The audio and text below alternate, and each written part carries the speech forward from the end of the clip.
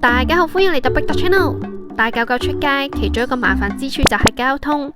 自己有私家車就比較好啲，好似 Taco 媽咁，冇私家車嘅人士，下下都要 call 車帶 Taco 出街，耐唔耐就遇到啲麻煩司機或者 call 唔到車嘅情況。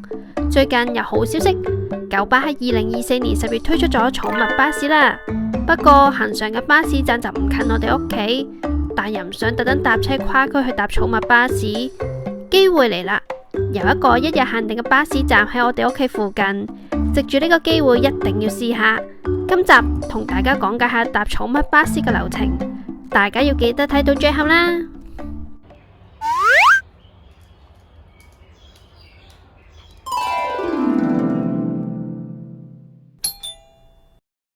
首先講解下買車飛嘅流程，第一步係去九巴官方網站，然後撳寵物巴士個 page。九巴嘅寵物巴士暫時提供咗5條路線，但暫時只會喺星期六日同公眾假期先會行駛。車費方面，一人一重就60蚊，2人一重就90蚊，全日任搭。呢啲圖片就係上落車站嘅位置。再拉低少少就係其他資料，呢啲資料好重要，有陣時會顯示有啲特別站會加開，或者有啲路線只會營運星期六。買完車飛就教大家下載車飛，俾完錢買完車飛之後，九巴會 send 個確認電郵去登記嘅電郵地址，然後撳下載車票，呢個二維碼就係當日嘅車飛啦。最後嘅準備功夫就係下載九巴個 apps， 入咗個 apps 之後就撳放大鏡嘅標誌，再輸入路線嘅編號，就會有當日嘅行車時間資料俾我哋參考。時間嘅關係，我哋已經上咗車啦，真係唔好意思，上車嘅過程我哋趕到拍唔到。我又要抱住妹妹上車，慢一步又會阻住後面啲乘客或者路面啲車。上車嘅過程就唯有口述啦。提提大家，搭寵物巴士一定要做功課，預先揾定上落車站嘅位置。車站會有呢一個牌，但特別加開嘅車站就未必有。同埋一定要早到，錯過咗一班車可能要等1個鐘噶。上車嘅時候打開個二維碼俾司機掃一掃就可以啦。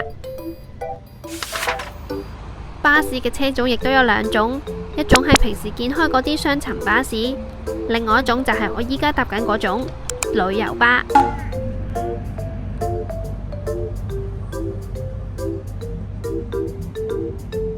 Taco一上車就非常好奇咁四周圍望風景啦。我哋依家搭緊巴士去馬灣。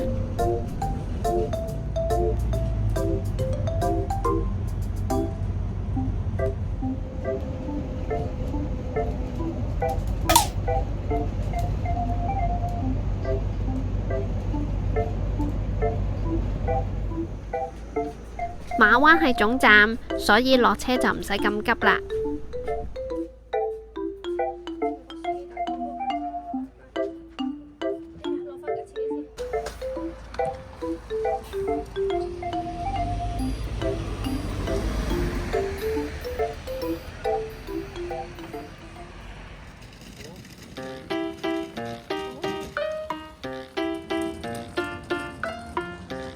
嚟到馬灣，我哋去咗馬灣公園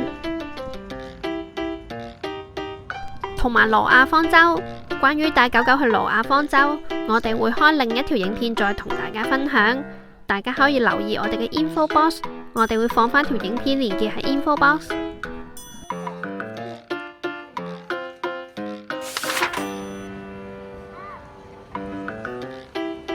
玩到黃昏，我哋都返屋企嚕。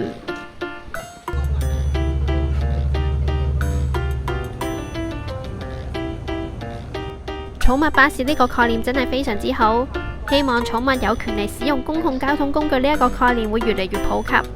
今次嘅分享就嚟到呢度啦，如果大家中意呢條影片就俾個 like 支持我哋喺下一條影片再見，拜拜。